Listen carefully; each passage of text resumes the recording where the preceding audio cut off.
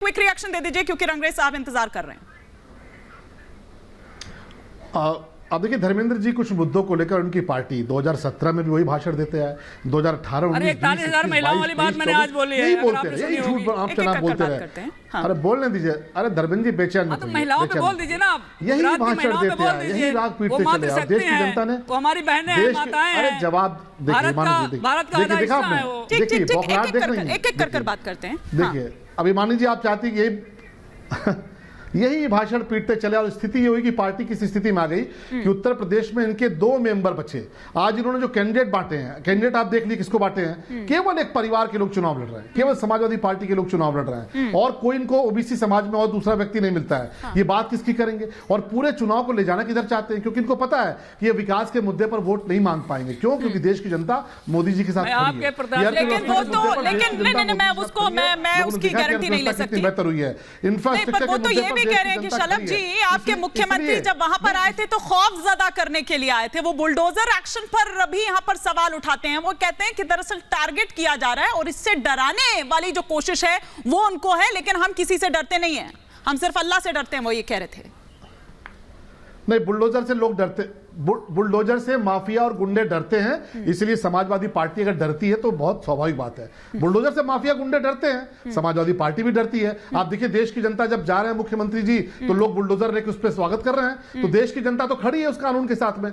लेकिन ये जो गुंडे माफिया हैं, मुख्तार अंसारी के लोग हैं, अतीक अहमद के लोग हैं, शहाबुद्दीन के लोग हैं, मुकीम काला के लोग हैं, समाजवादी पार्टी के लोग हैं, इनको परेशानी होती है। और ये वो लोग हैं जो कल्याण सिंह जी, सोचिए ओबीसी समाज के इतने बड़े नेता, एक गरीब परिवार से निकले, शिक्षक होते हुए किस प्रकार से मुख्यमंत्री बने, वो उत्तर प्रदेश के इतने लोकप्रिय मुख्यमंत्री बने, उनके निधन पर समाजवादी पार्टी ने 2 शब्द नहीं कहा, एक पुष्प फैलाने नहीं गए, लेकिन माफियाओं की क्या जरूर जाएंगे, माफियाओं के जरूर जाके उनके यहाँ नमन करेंगे, उनको फातिया पड़ेंगे। तो जब इनके नेता जाके माफियाओं के डेयरी पर जाके मत्था टेकेंगे तो इनके नेता तो बोलेंगे पूरा चुनाव ये मुख्तार अंसारी को महापुरुष मान के लड़ रहे हैं। ठीक है, और इससे पहले ओवैसी साहब भी यही कर चुके हैं रंगरेज जी, पर इन्होंने तो आपको भी पीछे छोड़ दिया। समाजवादी पार्टी ने तो, जियाउर रहमान ने तो, ना केवल जियाउर रहमान बल्कि इन्हीं के हम नाम है वो धर्मेंद्र यादव जी, उन्होंने भी पीछे छोड़ दिया ओवैसी साहब को भी।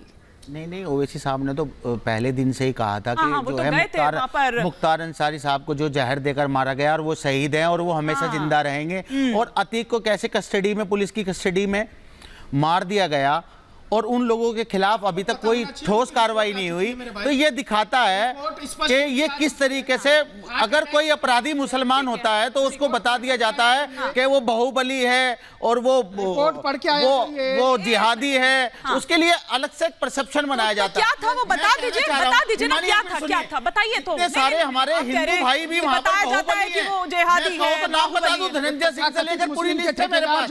अगर मैं वो जो है टेलीविजन पे बैठ करके शर्मसार कर रहे हैं, क्योंकि मुस्लिम शर्मसार हो रहे होंगे इनके बयान सुनकर। सौरभ जी एक सेकंड, रंगरेज साहब बता दीजिए भाई साहब किससे बहस कर रहे हैं?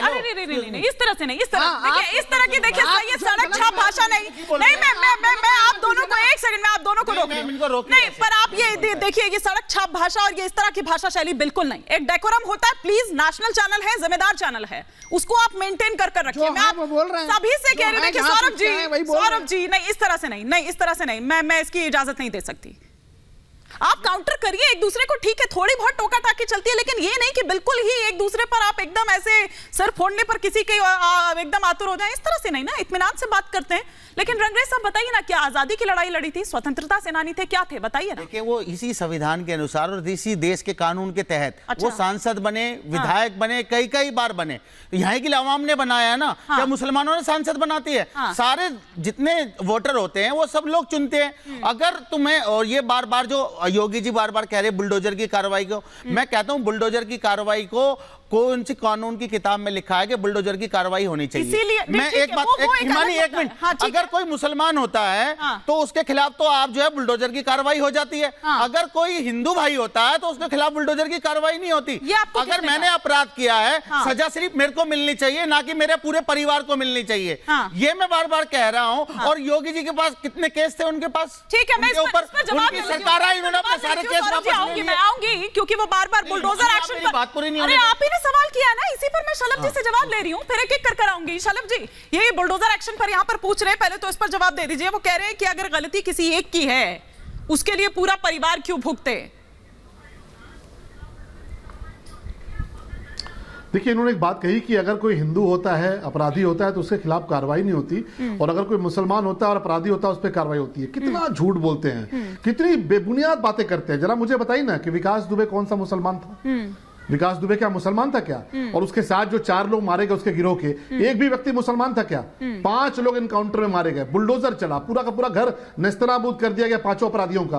उसमें क्या एक भी व्यक्ति आया कहने के लिए क्या कि विकास दुबे शहीद है? यही अंतर है आप में और हमारे में, यही अंतर है कि हम कभी विकास दुबे को महापुरुष नहीं कह सकते, हम कभी शहीद नहीं कह सकते, लेकिन आप अतीक अहमद, मुख्तार अंसारी को माफिया बताइए आप 10 नाम, और आप एक नाम विकास दुबे का बता रहे हैं बार-बार, है कि आप किस तरह की विचारधारा के भीतर देश में, इस प्रदेश में नहीं बहुत एनकाउंटर हुए। बताइए ना फिर 10 नाम। बहुत चैलेंज कर रहा हूं आपको, और एनकाउंटर्स के लिए चैलेंज कर रहा हूं, आप चैलेंज एनकाउंटर में ज्यादातर हिंदू अपराधी हैं। आप चैलेंज स्वीकार करिए, आप जरा देखिए तो, लेकिन आपकी जो जहनियत है, आपके जो मन के अंदर जहर भरा हुआ है, और यही जहर आपको, आप मुसलमानों को रिप्रेजेंट नहीं करते, आप मुसलमानों को रिप्रेजेंट नहीं करते, क्योंकि मुसलमान भी आपको खुद से जोड़ता नहीं है। आप लाख प्रयास कर लीजिए, लेकिन आपको वोट नहीं मिला। आप एक भाजपा की पार्टी के विधायक हैं, और साथ ही साथ एक सेकंड आपको रोक रही हूं, दोनों को रोक रही हूं, और साथ ही साथ रंगरेज साहब, मुसलमानों को ये लोग भी रिप्रेजेंट नहीं करते, ये भी उनके वो नहीं है जिनको आप यहाँ पर देख रहे हैं कि बार बार मुख्तार अंसारी का यहाँ पर नाम लिया जा रहा है यहाँ पर, और आपके ये शफीकुर रहमान बर्क के जो पोते हैं उन्होंने और भी यहाँ पर तमाम जो नाम वो लेते हुए नजर आ रहे हैं। एक तो वो मुख्तार अंसारी कह रहे हैं, दूसरा वो कह रहे हैं कि कुर्बानी जो है वो जाया नहीं होनी चाहिए, ऊपर से आजम खान के परिवार को पीड़ित बता रहे हैं, लाचार बता रहे हैं। बिल्कुल, जो मुसलमानों को खास तौर से यूपी में और जहां जहां भाजपा की सरकार है वहां बुलडोजर की कार्रवाई से लेकर एनकाउंटर की कार्रवाई से लेकर जहर देने से लेकर मुसलमानों को ही टारगेट किया जा रहा है। अच्छा। आप देख लीजिए आजम खान साहब आज कहां हैं। अच्छा, तो मैं बार बार यही कह रहा हूं कि मुसलमानों को टारगेट करना आप बंद करिए। बताइए जरा आजम खान साहब ने क्या किया है और क्यों आखिर जब वो मुसलमानों को घुसपैठिया बताते हैं तो ये इससे बड़ा शर्मनाक बयान कोई नहीं हो सकता। उन्होंने ये कहा कि मुसलमान घुसपैठिया है। उन्होंने अभी तक उन्होंने एक सेकंड संविधान के अनुसार होनी चाहिए। उन्होंने ये कहा कि मुसलमान घुसपैठिया है। बिल्कुल, घुसपैठिया 6 बच्चे पैदा करते हैं, उनको समान उनको दे देंगे संपत्ति। उन्होंने ये कहा है कि मुसलमान घुसपैठिया है। प्रधानमंत्री उन्होंने ये कहा है मुसलमान घुसपैठिया है।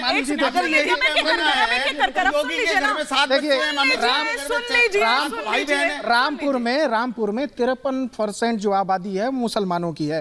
पिछले चुनाव में मुसलमानों ने अपना नेता किसको चुना वो उन्होंने बता दिया कि आजम खान कौन व्यक्ति थे। वहां मुस्लिम आबादी है 53%, और वो उसने नहीं चुना आजम खान को।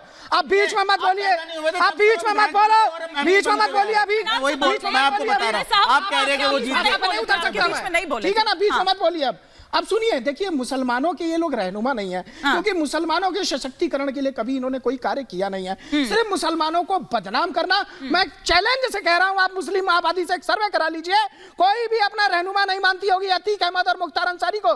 जिन लोगों पे 65 इतने संगीन केस दर्ज थे, जिन लोगों पे जो है जिन्होंने खुलेआम कत्ल किया, लोगों का गला काट दिया बीच से। ये बताइए, योगी जी को आप नेता मानते हैं? सुन लीजिए, अरे बताइए पहले, आप योगी जी को नेता मानते हैं? अमित शाह को मानते हैं? अमित शाह तो तड़ी पार थे। एक सेकंड, शादी से तड़ी पार थे। तड़ी पार क्या किया? क्या होता है? किसी का कौन सा नेता का पैमाना होता है? राजनीति में कोई पैमाना होता है क्या? आपको पता ही नहीं है। सुनिए, गलत तड़ी पार किसने किया था? आप लोग इत्मीनान से, आप दोनों को रोकिए। एक सेकंड सौरभ दुबे जी और रंगरेज साहब, इत्मीनान से देखिए, आप बात करेंगे तो बेहतर होगा और मुद्दे पर रहेंगे तो ज्यादा बेहतर होगा। आप अपनी बात कंप्लीट कर लीजिए, फिर धर्मेंद्र जी का रुख करना। अमित शाह जी को बार बार जो तड़ी पार कहा जाता है, अमित शाह जी को कोर्ट ने बोला था कि आपके ऊपर जब तक ये केस चल रहा है आप इस क्षेत्र में नहीं आएंगे, और उनके ऊपर कोई हत्या का आरोप और ये नहीं लगा हुआ था जो आप उनकी तुलना जो है किसी ऐसे व्यक्ति से कर रहे हैं जिसको मुसलमान ही अपना रहनुमा नहीं मानना चाहते। और जिस प्रकार से जो है मुस्लिम जो है वो आज तेजी से तरक्की हो रही है, उसकी विकास कर रहा है, वो अपना हमेशा से नेता उसने मौलाना अब्दुल कलाम को माना है, हमेशा जो है वो अशफाकुल्लाह खान को माना है। लेकिन ये लोग ये जो बैठ करके ये बताइए, ऐसे अपराधी को जो देशद्रोही तक की घटना में शामिल रहा हो, उसको ये लोग बता रहे हैं कि हमारा जो है वो सही है। रुक जाइए धर्मेंद्र यादव, रुक जाइए, नहीं काउंटर, मैं टाइम ही नहीं दे रही अभी आपको काउंटर करने का, नहीं दे रही धर्मेंद्र यादव जी। और इसका क्या मतलब होता है कि वक्त बदलेगा तो एक तरफा कार्रवाई जो है उसको भूलेंगे नहीं, इसका मतलब क्या है?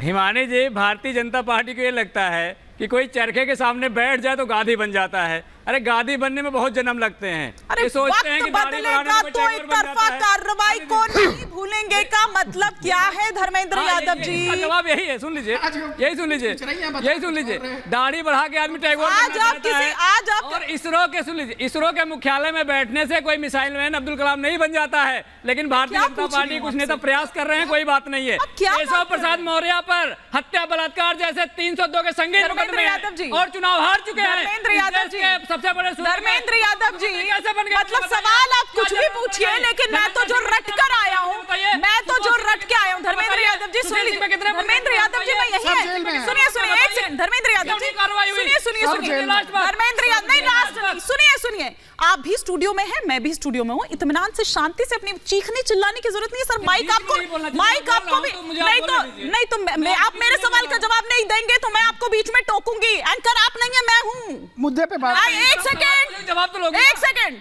जवाब लूंगी तो जवाब आप आए दाएं बाएं साएं कुछ भी कहते रहेंगे, ऐसे थोड़ी होता है। मैं आपसे सवाल क्या पूछ रही हूँ? नहीं मैं आपसे तो ऐसे थोड़ी ना कि भैया मैं तो आप गणित पूछिए, मैं तो आपको वो ज्योग्राफी बताऊंगा। मैं आपसे जिस चीज का सवाल पूछ रही हूँ इसका मतलब क्या होता है, मुझे इतना सा बता दीजिए कि वक्त बदलेगा तो एक तरफा कार्रवाई का क्या बदला लेने की बात कर रहे हैं, धमका रहे हैं, डरा रहे हैं, क्या कर रहे हैं? मैं ये समझना चाह रही हूँ इसके पीछे की क्या मंशा है। सीधा सा सवाल है, सीधा सा जवाब दीजिए। जब वक्त बदलेगा, जो 60 लाख युवाओं के साथ अन्याय हुआ है उस पर हम न्याय करेंगे। जिन बेटियों को निर्वस्त्र किया गया है उनको हम न्याय देंगे और जो अपराधी होंगे उनको कड़ी से कड़ी सजा देंगे, ये हम करेंगे। गायत्री प्रजापति को शहादत हुई है, सुनिए पहले। गायत्री प्रजापति एक सेकंड हो गया। अब अगर वो बोलने आएंगे तो फिर सौरभ जी आपको भी जवाब देना पड़ जाएगा ना, तो रुक जाइए, पहले एक बार जवाब देने दीजिए। 750 किसानों की शहादत हुई है, किसके लिए हुई है? पूंजीपतियों के लिए हुई है। हम उसका हिसाब लेंगे इनसे। पुलवामा में जो शहीद हुए हैं हम उसका हिसाब इनसे लेंगे कि आरडीएक्स कैसे आ गई और जो आपने चंदा लिया है और इन शहीदों का नहीं लेंगे, सुनिए ना, अभी तो आप इन शहीदों रैली में भाषण दे आपने कसाईयों से एक वोट नहीं मिलेगा। हम हिसाब लेंगे। धर्मेंद्र एक वोट नहीं मिलेगा जनता मुझे लगता है ना आज आप सुनिए ना, आज आप होमवर्क नहीं किया, एक मुझे वोट ऐसा